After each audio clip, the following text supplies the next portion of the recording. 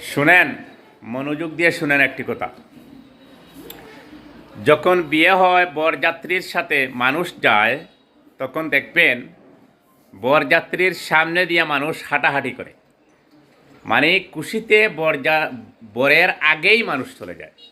কিন্তু যখন মানুষ মারা যায়, মৃত ব্যক্তি হয়, তার লাশ যখন নিয়ে চলে যাওয়া হয়, তখন দেখবেন লাশের সামনে খেয়েও থাকে না, সবাই লাশের পিছনে থাকে।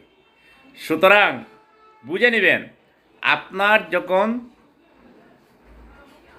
আপনার যখন সুখের দিন থাকবে তখন মানুষ আপনার পাশে আসবে, দুঃখের দিন আপনার পিছনে থাকবে, সুখের দিন আপনার সামনে থাকবে মানুষ। সুখের দিন আপনার সামনে থাকবে মানুষ, দুঃখের দিন আপনার পিছনে থাকবে। সুতরাং সেভাবেই চলা দরকার।